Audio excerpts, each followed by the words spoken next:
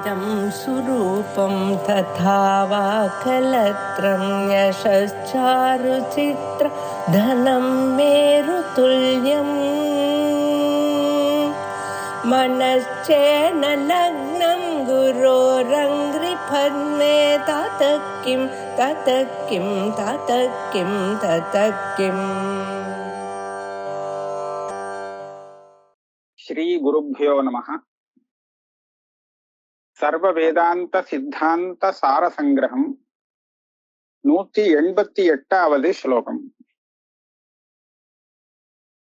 एक कर्त्राश्रयौ हस्तौ कर्मण्यधिकृता बुभौ सहयोगः तयोर्युक्तः न तथा ज्ञान कर्मणोः. இதுக்கு முன்னாடி ஒரு பூர்வபக்ஷம் ஒண்ணு வந்தது. அதாவது வேதாந்த சிரவணம் பண்ணி ஞானம் வருதே, அந்த ஞானத்தோடு கர்மானுஷ்டானத்தையும் சேர்த்துக்கொள்ள வேண்டும். இது ரெண்டுமே ஒரு மனுஷனுக்கு எப்படி ரெண்டு கைகள் சேர்ந்து வேலை செய்யறதோ அத போல அந்த அதிகாரிக்கு உதவும். அதனால ஞானம் கர்மா இது ரெண்டும் சேர்ந்து மோட்சத்துக்கு சாதனம்னு சொல்ல வேண்டியிருக்கு அப்படின்னு ஒரு பூர்வபக்ஷம் வந்தது.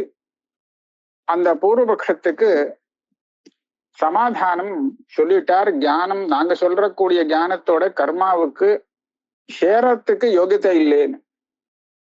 அந்த கர்மாவும் இதுவும் ஒரு இடத்துல இருக்க முடியாது, பரஸ்பர விருத்தமா இருக்கு. அதுக்கப்புறம் அவன் சில திருஷ்டாந்தங்கள் கொடுத்தானே, உதாரணங்கள், ரெண்டு கை சேர்ந்து வேலை செய்யற மாதிரி அப்படிலாம் சொன்னானே. அந்த திருஷ்டாந்தங்களுக்கெல்லாம் இப்ப பதில் சொல்லணும். என்ன பதில் சொல்றது? திருஷ்டாந்தம் இந்த தார்ஷ்டாந்திகத்துக்கு சமமானது இல்லை. உதாரணம் கொடுக்கறதா இருந்தா சமமான உதாரணத்தை கொடுக்கணும். அப்படி இல்லாத விஷமமான உதாரணத்தை கொடுத்தால் அது தப்பான உதாரணம் ஆகும். விஷமம்னா சமம் இல்லாததுன்னு அர்த்தம். இதுக்கு சமம் இல்லை, அது வேற விஷயம், இது வேற விஷயம், அதை போய் இதுக்கு சொல்லக்கூடாது. அப்பேற்பட்ட உதாரணத்தை சொல்லக்கூடாது. இப்ப அதைத்தான் இப்ப நிரூபணம் பண்றார். நீ ரெண்டு கைகள் காமிச்சிய ஒரு உதாரணமாக ரெண்டு கைகள் சேர்ந்திருந்தா ரொம்ப உபகாரமா இருக்குன்னு, அது எங்கன்னு பாரு. ஏக கர்த்தாஸ்ரயௌ ஹஸ்தௌ கர்மணி அதிகிருத்தௌ உகௌ. இந்த ரெண்டு கைகளும் ஒரே கர்த்தாவுடைய கைகளா இருக்கணும். அப்ப ரெண்டு சேர்ந்து என்ன செய்யும்? வேலையை செய்யும். கர்மணி அதிகிருத்தௌ உகௌ. ரெண்டு சேர்ந்து வேலை செய்யறதுக்கு உபயோகப்படும். அப்ப அந்த கர்மாவை தான் பண்றது ரெண்டும். ஒரு கை ஞானத்தையும் ஒரு கை கர்மாவையும் பண்றதுன்னு இல்லை, பார்த்தீங்களா? ரெண்டும் சேர்ந்து ஒரு கர்மாவை பண்றது. அந்த கர்மாவை அனுஷ்டானம் பண்ணறதுல ரெண்டுக்கும் ஒரு பரஸ்பரம் உபகாரம் சகயோகம் இருக்கு அப்படின்னு சொன்னா அது நியாயம். அந்த திருஷ்டாந்தத்துல கைகள் ரெண்டும் சேர்ந்து ஒரு வேலையை செய்யறது. ஆகையால ரெண்டுக்கும் பரஸ்பரம் ஒரு உபகாரக பாவம் இருக்கு அப்படின்னு சொல்றது சரிதான். ஆனா இங்க அப்படி இல்லை. நீ அந்த கைகளை திருஷ்டாந்தமா கொடுத்து ஞானத்தையும் கர்மாவையும் ஒரு இடத்துல சேர்க்கலான்னு பாக்குறேன். அது முடியாது. ந ததா ஞான கர்மணோஹும். ஞானம் கர்மா இது ரெண்டையும் ரெண்டு கைகளை போல சேர்க்க முடியாது. ஏன்னு கேட்டா இது ரெண்டு சேர்ந்து ஒரு வேலையை செய்யாது.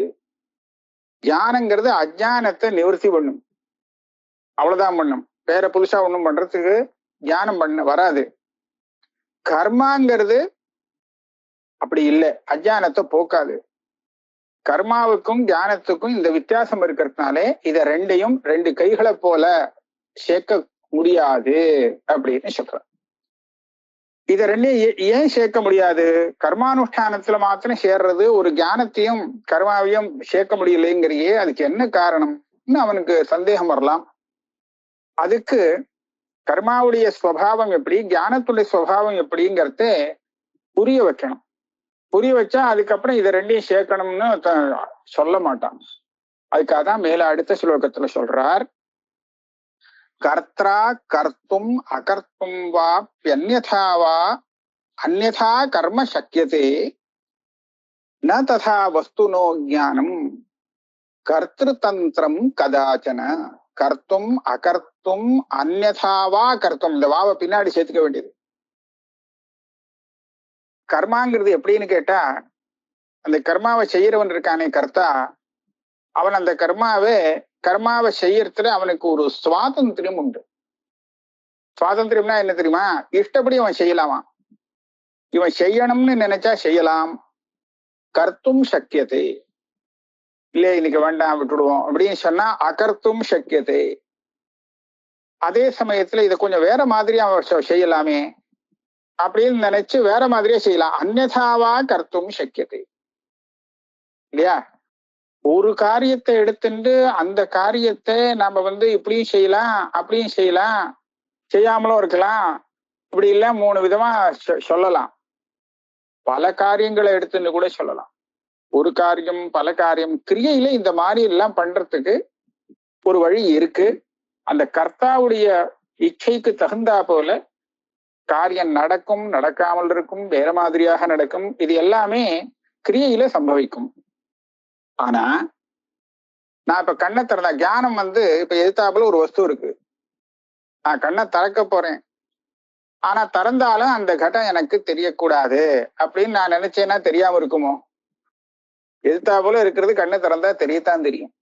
நான் வேண்டான்னு நினைச்சதுக்காக நான் அதை பார்க்காம இருக்க முடியாது. நான் வேணும்னா முகத்தை திருப்பிக்கலாமே தவிர முகத்தை இப்படிதான் வச்சுட்டு இருப்பேன், ஆனா எனக்கு அந்த கட்டம் தெரியப்படாது, எதிர்த்தாப்புல இருந்தாலும் தெரியக்கூடாதுன்னு நினைச்சா அதை தடுக்க முடியாது. ஆக நமக்கு ஞானம் வருது, பிரமாணத்தினால வரக்கூடிய ஞானம். அந்த ஞானத்தை நம்ம இச்சைப்படி வராம இருக்கவோ இல்ல வர வழிக்கவோ ரெண்டும் முடியாதுண்டா. ஏன் முடியாதுன்னு சொன்னா, இப்ப எதிர்த்தாப்புல ஒரு கட்டம் இருக்கு, எனக்கு ஒரு ஆசை, எங்க கடத்துக்கு பதில் வேற ஒரு வஸ்து தெரியணும் அப்படின்னு நான் ஆசைப்படுறேன். நான் ஆசைப்பட்டதுக்காக அங்க தெரிய ஆரம்பிக்கும் போது தெரியாது. அங்க என்ன வஸ்து இருக்கோ அதுதான் தெரியும் கண்ணை திறந்தா.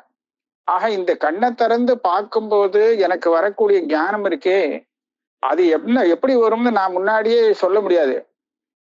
அது என்னுடைய இச்சைக்கு அதீனமாக வருது இல்லை.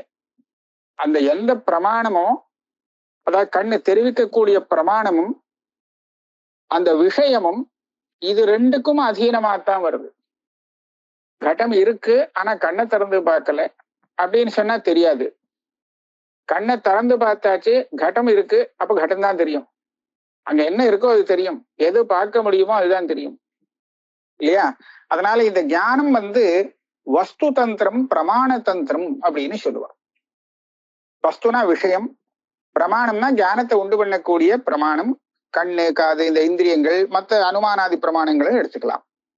ஆக ஞானம் வஸ்து தந்திரமாக இருக்கிறதுனாலே கர்த்தாவுக்கு அந்த ஞான விஷயத்திலே ஒரு சுவாதந்திரியம் கிடையாது. இவன் நினைச்ச மாதிரி அது வருங்கிறது இல்லை. அதனாலே கர்மா எப்படி சொன்னா, கர்மா கர்த்தாவுக்கு அதீனம். இவன் இஷ்டப்பட்டா செய்யலாம், செய்யாம இருக்கலாம், வேற மாதிரியா செய்யலாம். ஆனா ஞானத்தை நான் கண்ணை திறந்து பார்க்க போறேன், ஆனா இது வேற மாதிரியா இந்த கட்டம் எனக்கு தெரியணும் அப்படின்னு சொன்னா இது என்ன முடியாது இது. அதனால இந்த மாதிரி விசித்திரமாக வித்தியாசப்பட்ட சுவாவம் கொண்டதாக இருக்கிறதுனாலே ஞானத்தையும் கர்மாவையும் ஒரு இடத்துல சேர்த்து விட முடியாது. ததா வஸ்துனோ ஞானம் கர்த்திரு தந்திரம் கதாச்சன, ஒருபோதும் அது கர்த்தாவுக்கு அதீனமாக ஞானம் வருது இல்லை. யதா வஸ்து ததா ஞானம் பிரமாணேன விஜாயத்தே நாபேக்ஷதே ச யத்கிஞ்சித் கர்மவா யுக்தி கௌசலம். இன்னொரு விஷயமே சொல்றார். ஞானம் வித்தியாசப்பட்டதாக இருக்கட்டும், இருந்தாலும் அதுக்கு ஒரு சகாயம் பண்றதுக்கு கர்மா தேவைப்படலாமே அப்படின்னு ஒரு சங்கை வரலாம். ரெண்டும் சமமா இருக்கணும்னு அவசியம் இல்லை, வித்தியாசமா இருக்கலாம். வித்தியாசப்பட்ட ஒண்ணு இன்னொன்னுக்கு சகாயம் பண்றதுல தப்பே இல்லை. அந்த மாதிரி நம்ம நிறைய விஷயங்களை பார்க்கிறோம். அந்த மாதிரி இந்த கர்மானுஷ்டானமானது ஞானத்தை தன்னுடைய விஷயத்தை கொஞ்சம் திருடப்படுத்துறதுக்கோ இல்ல வேற விதமாகவோ அதுக்கு உபயோகப்படுத்துமே அப்படின்னு கேட்பான்.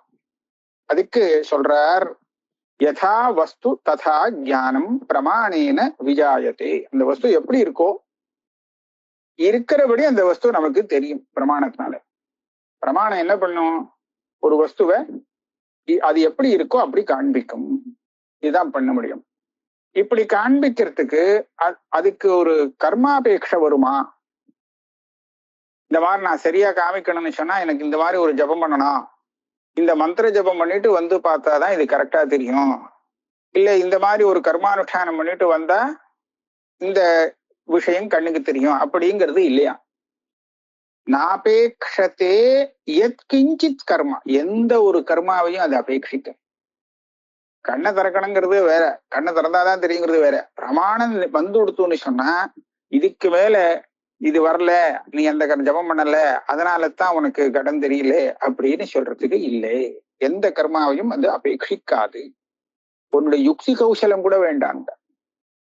உன்னுடைய யுக்தி, அதாவது புத்தியில ஒரு நல்ல யுக்தி இருந்தா தான் அது தெரியுங்கிறது கூட இல்லையா.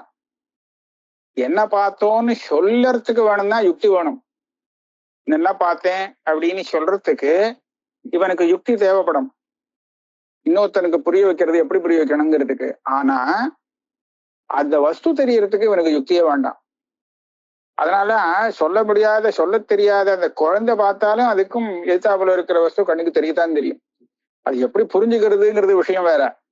ஆனா தெரியறத அதனால நிறுத்த முடியாது. கண் தெரியக்கூடிய நிலையில இருந்ததுன்னா அது எது பக்கத்துல எதிர்த்தாப்புல இருக்கோ, எதோட அதுக்கு சம்பந்தம் ஏற்படுறதோ அதை அது அவசியம் காண்பிச்சு கொடுக்கும். ஞானஸ்ய வஸ்து தந்திரத்வே சம்சயாத்யுதய கதம் அதோ ந வாஸ்தவம் ஞானம் இதி நோ சங்கியதாம் புதை. இங்க ஒரு சின்ன சங்கை வரும். வஸ்து எப்படி இருக்கோ அப்படித்தான் அந்த ஞானம் வரும் அப்படின்னு சொல்றே, எல்லா இடத்துலயும் அப்படி சொல்ல முடியுமா? எதிர்த்தாப்புல ஒரு வஸ்து இருக்கு, அப்படியே உயரமா நிக்கிறது, எனக்கு இங்கேருந்து சந்தேகம் வருது, அது ஒரு மனுஷனா இருக்குமோ அல்லது ஒரு மரக்கட்டையா தூணா இருக்குமோ அப்படின்னு தான் சந்தேகம் வருது. இப்ப அந்த வஸ்து ஒன்னா தூணா இருக்கணும், இல்லே மனுஷனா இருக்கணும். இப்படியும் அப்படியும் ரெண்டு தினசாவும் இருக்க முடியுமோ? அது இருக்கவே முடியாது. ஞானம் வஸ்து தந்திரம் எப்படி வஸ்து இருக்கோ அதுக்கு தகுந்தா போலத்தான் வரும்னு சொன்னா, இப்ப அங்க அந்த வஸ்து வாஸ்தவத்துல எப்படி இருக்கோ அப்படியே தானே எனக்கு தெரியணும். ஏன் எனக்கு சந்தேகம் வருது? இந்த சந்தேகம் வரதுனாலயே நான் என்ன புரிஞ்சுக்கிறேன்னு சொன்னா, ஞானம் வஸ்து தந்திரம் இல்லை அப்படிங்கிறத நான் சொல்லப்படாதா அப்படின்னு ஒரு ஆக்ஷேபம். ஞானஸ்ய வஸ்து தந்திரத்வே, ஞானம் வஸ்து தந்திரமாக இருக்குமானால் சம்சயாதி உதய கதம். சில இடத்துல சம்சயம் வருது, சில இடத்துல விபரீத நிச்சயமே வந்து விடுறது. இவன் அது ஏதோ ஒரு மனுஷன் இருக்கிறான்னு அப்படின்னு தீர்மானம் பண்ணிட்டு கிட்டத்துல போனா அது மனுஷன் இல்லைன்னு தெரிஞ்சு போகுது. அப்ப என்னாச்சு? சம்சயம் இல்லை, இங்க பிரமே வந்து விடுத்தோம். இது வஸ்து தந்திரமாக இருக்குமானால் அந்த வஸ்து எப்படி இருக்கோ அப்படித்தானே இது தெரியணும். எப்படி இல்லையோ அப்படி அப்படி எல்லாம் இருக்கிறதா தெரியுறதே. அதனால ஞானத்தை எப்படி வஸ்து தந்திரம்னு நீங்க சொல்ல முடியும் அப்படின்னு ஒரு கேள்வி. இந்த கேள்விக்கு பதில் சொல்றார், இப்படி சங்க பண்ணாதீங்கோ, நோ சங்கதாம்புதை, இந்த மாதிரி சங்கிக்க வேண்டாம். அந்த இடத்துல சம்சயம் வர்றதோ இல்ல விபரீதமான ஒரு நிச்சயம் ஏற்படுறதோ அதுக்கு பிரமாணம் காரணம் இல்லையே. அது சொல்றார், பிரமாணா சௌஷ்டவ விருத்தம். விருத்தம்னு இருக்கு, கிருத்தம்னு இருக்கலாம்னு எனக்கு தோன்றது.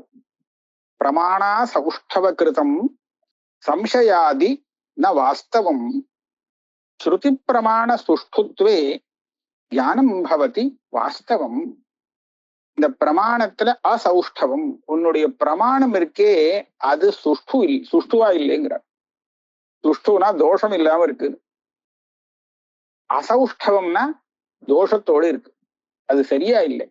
உடம்பு சரியா இல்லை அப்படின்னு சொல்றோம் இல்லையா, அப்படின்னா என்ன, ஏதோ ஒரு தோஷம் இருக்குன்னு அர்த்தம். அந்த மாதிரி உன்னுடைய பிரமாணத்துல ஏதாவது ஒரு தோஷம் இருக்கணும். இந்த தோஷத்தினாலதான் இருக்கிற வஸ்து வித்தியாசமாக மாத்தி தெரியறது, சந்தேகம் ஏற்படுறது. பிரமாணத்தால சந்தேகம் இல்லை, பிரமாணத்துல தப்பு வந்து கொடுத்தோம்னா ஏதோ ஒரு தோஷம் உட்கார்ந்துருக்கு, அந்த தோஷத்தினால இந்த மாதிரி சம்சயம் வந்தது, விபரீத நிச்சயம் வந்ததுன்னு சொல்லணுமே தவிர அது பிரமாணத்தினால வந்தது இல்லை. பிரமாணம் சரியாத்தான் காண்பிக்கும், ஆனா கூட தோஷம் வந்ததுன்னா என்ன பண்றது? அப்ப விபரீதமா தான் வரும். அப்ப அதுக்கு முழு பொறுப்பு தோஷம் தான் விட்டார், பிரமாணம் இல்லை. ஒரு விஷயம் சந்தேகத்துக்கு விஷயமா தெரியுறதே, விபரீதமா தெரிஞ்சதே அப்படின்னு கேட்டா அது எல்லாத்துக்குமே முழுஷ காரணம் தோஷம்தான், பிரமாணம்னு சொல்லாதே. அப்ப இங்கே ஸ்ருதியிலேருந்து நமக்கு ஞானம் வருது. இந்த எந்த ஞானத்தோட கர்மாவை சேர்க்கணும் அப்படின்னு நீங்க எதிர்பார்க்கிறீர்கள்? ஞான கர்ம சமுச்சயவாதியான உங்களுடைய அபிப்பிராயம் என்ன? நமக்கு வேதாந்தம் சொல்லி கொடுக்கக்கூடிய ஞானம் இருக்கே, அந்த ஞானத்தோட தானே நீங்க கர்மானுஷ்டானத்தை சேர்க்க பார்க்கிறீர்கள். அது சேராது. ஏன்னா ஸ்ருதி பிரமாணத்திலே தோஷமே கிடையாது. ஸ்ருதி பிரமாண சுஷ்டுத்வே, ஸ்ருதி பிரமாணம் சுஷ்டுவா இருக்கு, ஒரு தோஷம் இல்லை. அப்படி இருக்கும்போது அதுல இருந்து வரக்கூடிய ஞானம் வஸ்து தந்திரமா தானே இருக்கணும். அதான் பிரமாணத்தினால, அது பிரமாணம் தானே, அது பிரமாணத்தினால வரக்கூடிய ஞானம் எப்படி அந்த வஸ்து இருக்கோ அப்படி ஞானத்தை உண்டு பண்ணுமே தவிர சம்சயத்தையோ மாத்தி ஒரு பிரமத்தையோ உண்டு பண்ண முடியாது. பிரமாணத்துல தோஷம் ஏதாவது உட்கார்ந்துட்டு இருந்தா அதுதான் அப்படி மாத்தி காண்பிக்கும். ஸ்ருதி பிரமாணத்திலேயோ தோஷத்துக்கு இடமே இல்லை. அதனால அதுல இருந்து வரக்கூடிய ஞானம் யதார்த்த ஞானமாத்தான் வந்தாகணும், வாஸ்தவமாத்தான் வந்தாகணுமே தவிர அதுல ஒன்னும் மாற்றம் இருக்க முடியாது. வஸ்து தாவத் பரம் பிரம்மா நித்யம் சத்தியம் துருவம் விபு ஸ்ருதி பிரமாணே தஜ்ஞானம் சியாதேவ நிரபேட்சகம். இந்த ஸ்ருதி பிரமாணம், வேதாந்த பிரமாணம் இருக்கே, அது நமக்கு தெரிவிக்கக்கூடிய வஸ்து எப்படி இருக்கு, அந்த வஸ்துடைய சுபாவத்தையும் பார்க்கணும். பிரமாணம் கரெக்டா இருக்கு. ஸ்ருதி பிரமாணங்கிறது நமக்கு தோஷம் இல்லாத பிரமாணம் தான். அது சொல்லி கொடுக்கக்கூடிய வஸ்து எப்படி இருக்கு? வஸ்து தாவத்து பரம் பிரம்மா, அந்த பரம் பிரம்ம இருக்கே, பரமாத்ம ஸ்வரூபம், அதுவாக்கம் இந்த ஸ்ருதி பிரமாணத்தினாலே சொல்லி கொடுக்கக்கூடிய விஷயமாக இருக்கு. அது எப்படி இருக்குன்னு கேட்டா நித்தியம். அதுல ஒண்ணும் நித்தியமானதுனாலே அனித்தியத்துல ஏதாவது தோஷம் பிடிக்கும், ஆனா நித்தியத்துல தோஷம் வராது. சத்தியம், சத்தியமானது என்னைக்கும் ஒரே மாதிரி இருக்கும், பாதமே கிடையாது, அபாதிதமா இருக்கக்கூடியது எப்போதும்.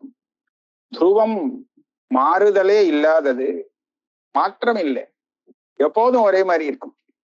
விபு, எங்கும் நிறைந்தது, எல்லா இடத்துலயும் சர்வகதம், அப்படி இருக்கு பிரம்மா. அப்ப அந்த பிரம்மத்தை சொல்லி கொடுக்கக்கூடிய பிரமாணமும் ஒரு தோஷமும் இல்லாம இருக்கு. அப்படி இருக்கும்போது அந்த பிரமாணத்தினாலே அதனுடைய ஞானம் சரியாத்தானே வந்தாகணும். அதுல மாற்றம் வரத்துக்கு சான்ஸே இல்லையே. இந்த பிரம்மத்தை அந்த சுருத்தி சொல்லி கொடுக்கும் போது நமக்கு ஞானம் சரியாத்தான் வந்தாகணும்.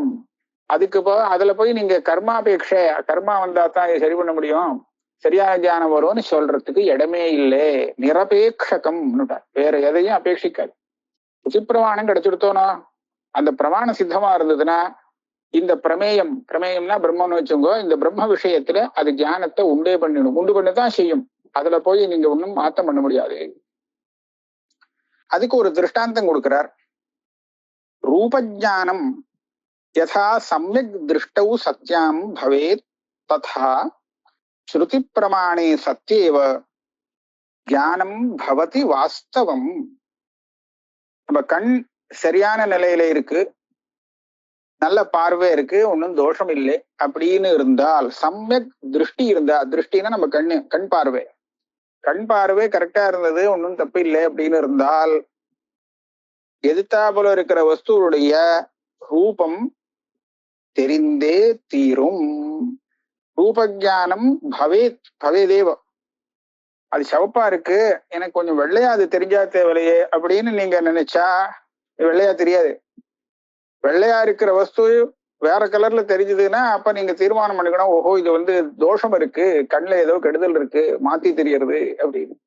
ஆக கண் மாத்திரம் சரியா இருந்து கொடுத்தோம்னா அந்த வஸ்து எப்படி என்ன கலர்ல இருக்கோ அந்த கலர் தான் தெரிய முடியும், மாத்த முடியாது இல்லையா? அதே மாதிரிதான் ஸ்ருதி பிரமாணம் இருக்கு. ஸ்ருதி பிரமாணே சத்தியவ, அது இருக்கு, சரியா கொடுத்து நமக்கு.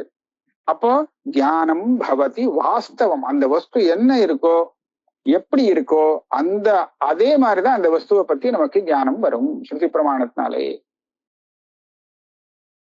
ந கர்ம யத்கிஞ்சித் அபேக்ஷதேஹி ரூபோபலப்தௌ புருஷஸ்ய சக்ஷுஹு ஞானம் ததைவ ஸ்ரவணாதிஜன்யம் வஸ்து பிரகாஷே நிரபேக்ஷமேவ. இந்த கண்ணால நம்ம ரூபத்தை பார்க்கிறோமே, அந்த வஸ்து தெரியுது, வஸ்துனுடைய கலர் தெரியுது.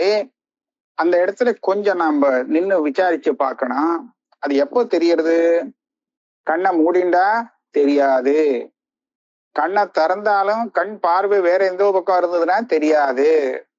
அப்ப எப்போ தெரியும்னா, நம்ம சக்ஷுர இந்திரியம் இருக்கே, இந்திரியம், இந்த இந்திரியம் எப்போ நேர அந்த விஷயத்துல போய் பாயுமோ, அதோட சம்பந்தப்படுமோ, இதுக்குதான் இந்திரியார்த்த சம்பந்தம்னு சொல்றது. இந்த இந்திரியத்துக்கும் விஷயத்துக்கும் நேரடியான ஒரு சம்பந்தம் வரும்போது அந்த விஷயத்தை அந்த இந்திரியமானது நமக்கு தெரிவிக்கும். இப்ப எதிர்த்தா போல இருக்கிற வஸ்துவை நான் கண் திறந்து இப்படி பார்த்தேன்னா என் கண் பார்வையானது அது மேல படும், வஸ்து மேல படும். இதுதான் சம்பந்தம், இந்திரிய அர்த்த சம்யோகம், சம்பந்தம்னு சொல்றது, சன்னிகர்ஷம்னு சொல்லுவா. இது வந்ததுன்னா அந்த வஸ்து எப்படி இருக்கோ அப்படியே நமக்கு தெரியும், அந்த ஞானம் உண்டாகும் இல்லையா?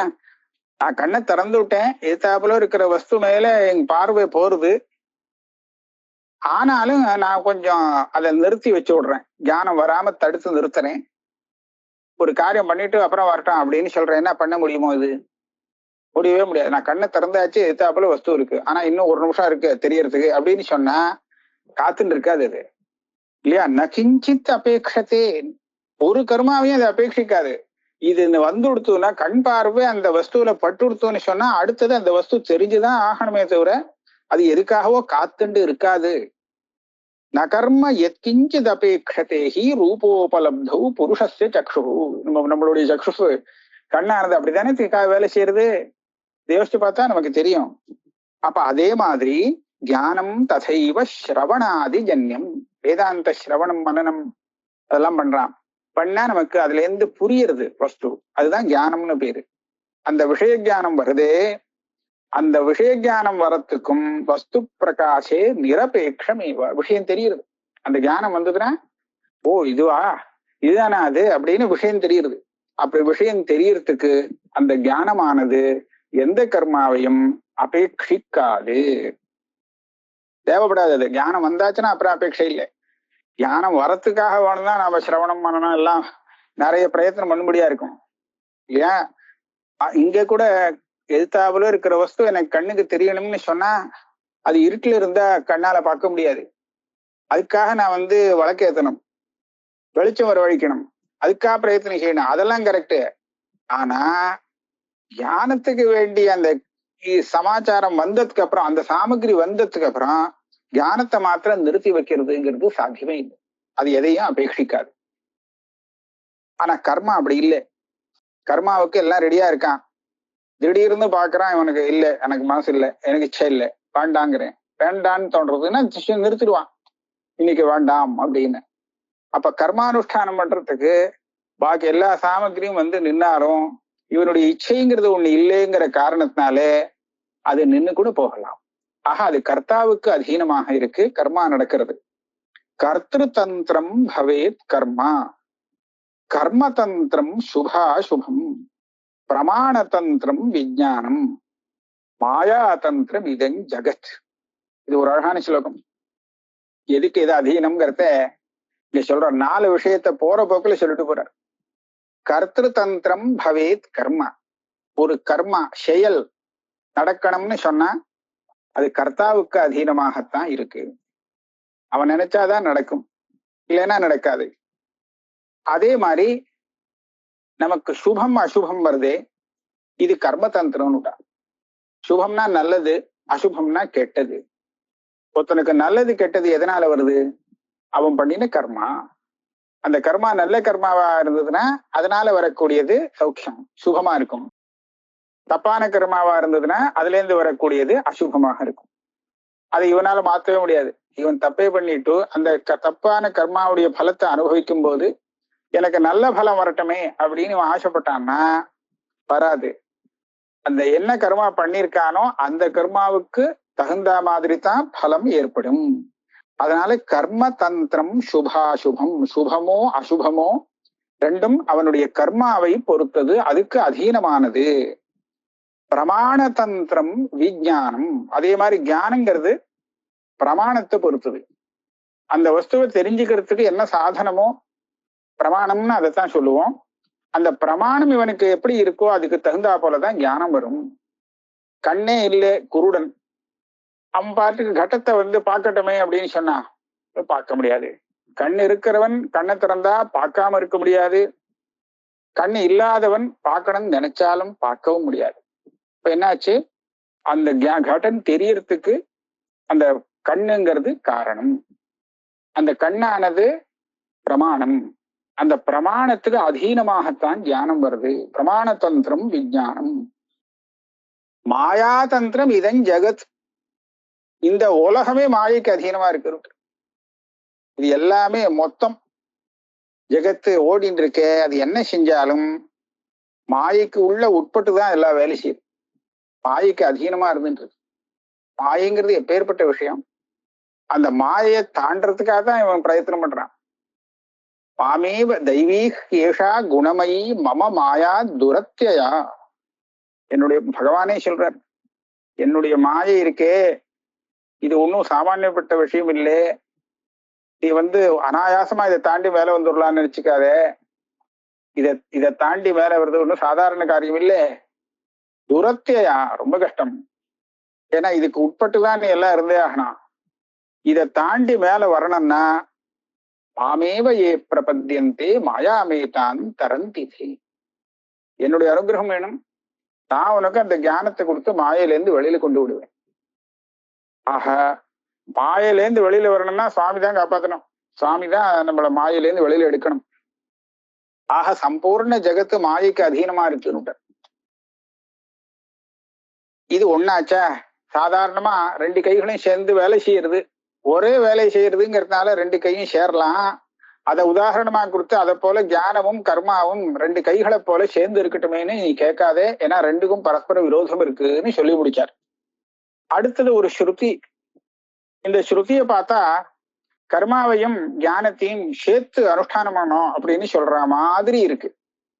அந்த ஸ்ருதியை பிடிச்சிருந்து பூர்வபக்ஷி கேட்பான், என்ன ஸ்ருதி? ஈஷாவாஸ்யத்துல ஒரு ஸ்ருதி இருக்கு, வித்யாஞ்ச அவித்யாஞ்ச எஸ்தத்வேத உபயம் சக.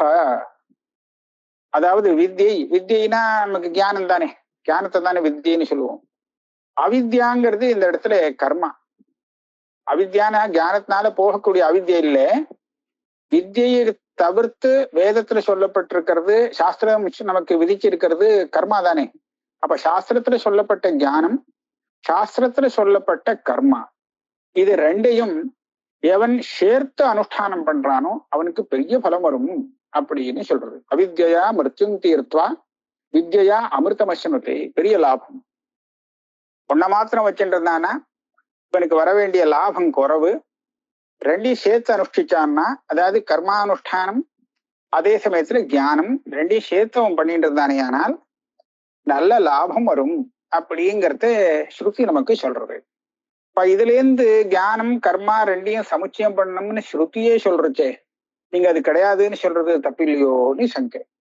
வித்யாஞ்சா வித்யாஞ்சேதி சகோக்திரியம் உபகிருதா சத்பிஹி சத்கர்மோபாசனையோஹோ நது ஆத்ம ஜான கர்மனோ குவாபி. இந்த சங்கைக்கு பதில் சொல்றாரு இந்த ஸ்லோகத்துல. அப்பா நீ ஸ்ருதியுடைய அர்த்தத்தை தப்பா புரிஞ்சுட்டே. அந்த இடத்துல வித்யா அவித்யான்னு சொல்லப்படுறச்சே, அவித்யங்கிறது சத்கர்மா. அதாவது சாஸ்திரம் சொல்லி கொடுத்த, சாஸ்திரத்துல விதிக்கப்பட்ட நல்ல கர்மா, அதுல சந்தேகம் இல்லை. ஆனா வித்யங்கிறது என்ன தெரியுமோ, வித்யங்கிறது உபாசனம். அது மானசமான ஒரு கர்மா தான். அது ஞானம் இல்லை. ஞானம்னு சொன்னா பிரமாணத்தினாலே அந்த விஷயத்தை தெரிஞ்சுக்கிறது. இது அப்படி இல்லை. உபாசனங்கிறது தெரிஞ்சுன்றதுக்கு அப்புறம் செய்ய வேண்டியது. உபாசனங்கிறது மானசமான அது கர்மா வாக்கம். அது வித்யான்னு சொல்லி அங்க உபாசனத்தை சொல்லியிருக்கு. அந்த தேவத்தையோ ஈஸ்வரனையோ இல்ல அவ்வியாக்கிருத்தையோ அவன் உபாசிக்கணும். உபாசிய தேவதையை வச்சு அந்த உபாசனை மாத்திரம் இல்லாமல் அதோடு இவன் கர்மானுஷ்டானத்தையும் சேர்த்து வச்சுட்டானே ஆனால் அப்ப இவனுக்கு மகத்தான ஒரு லாபம் ஏற்படும் அப்படின்னு ஸ்ருதி சொல்றது. ஆக இந்த ஸ்ருதியானது எந்த ரெண்டையும் சேர்த்து செய்ய சொல்றது?